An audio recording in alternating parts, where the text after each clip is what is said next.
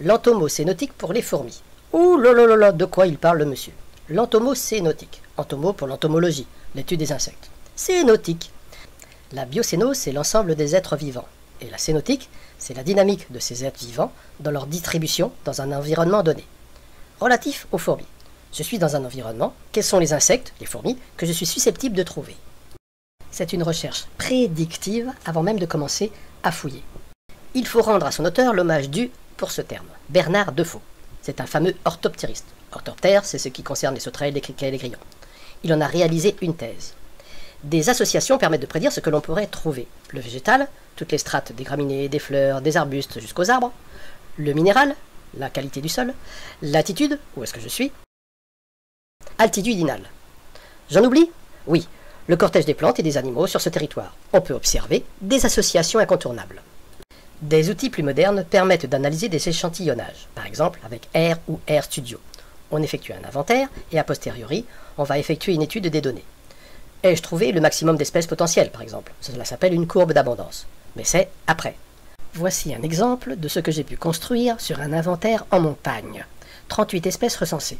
L'échantillonnage atteint presque sa limite. 2, 3, 4 espèces de plus potentiellement pourraient être trouvées.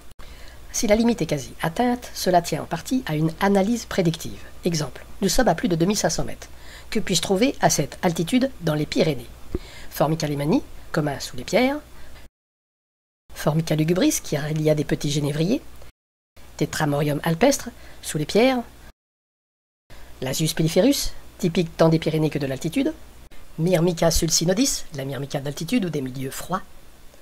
Leptothorax acervorum, qui apprécie aussi les températures basses, parfois sous les mousses. Et Temnothorax tuberum, sous les pierres. On peut également différencier l'adré de l'ubac, selon les espèces, comme prise d'indice. Ceci demeure la configuration à minima, le cortège cohérent à trouver avant même de commencer.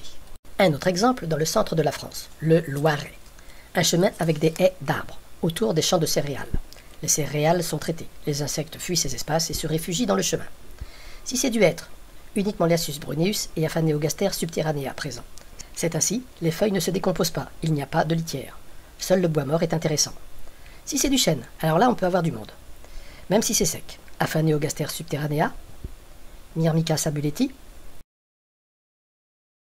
Lasius fuliginosus, Lasius bruneus,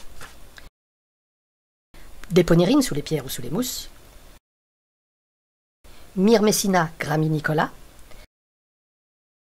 et Temnothorax nilanderi dans les ronds sous le bois mort. S'il y a un noyer ou un arbre fruitier, quasi obligé, Dolichoderus quadripunctatus, Temnothorax parvulus, Colobopsis truncata et éventuellement Camponotus phallax. Ne pas les trouver serait incohérent, soit c'est un milieu pollué, ou alors nous avons fait de mauvaises recherches. Quel que soit le lieu où l'on soit, on peut anticiper sur la nature de la découverte des fourmis. Un cortège est toujours cohérent. Ne pas trouver, c'est aussi un manque de méthodologie, de technique et de connaissance des espèces.